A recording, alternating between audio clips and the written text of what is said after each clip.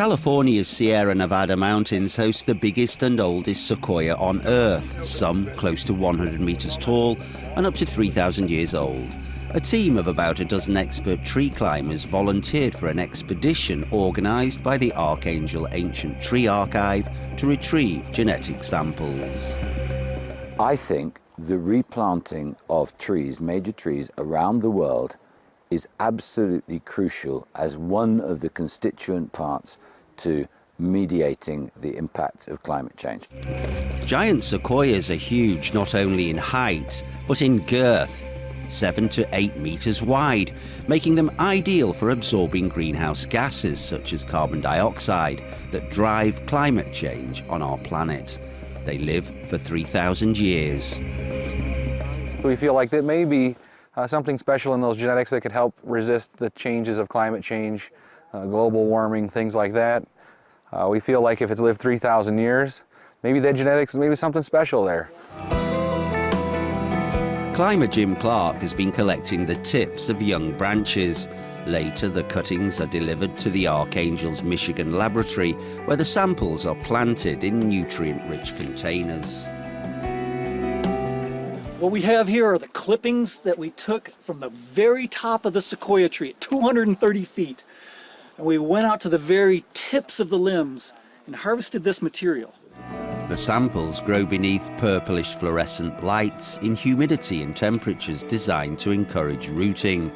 Despite the tightly controlled conditions, most won't survive.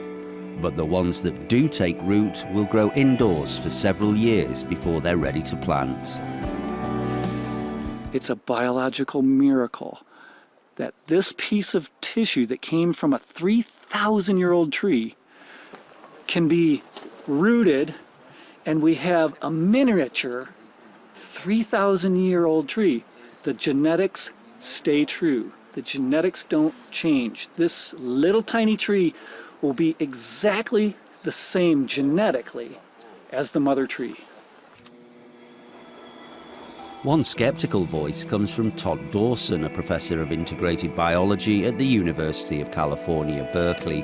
According to Dawson, it's unclear whether cloning and planting a limited number of trees will cool the warming planet. He is more in favor of a more direct approach, as curbing the use of fossil fuels and protecting vast rainforests.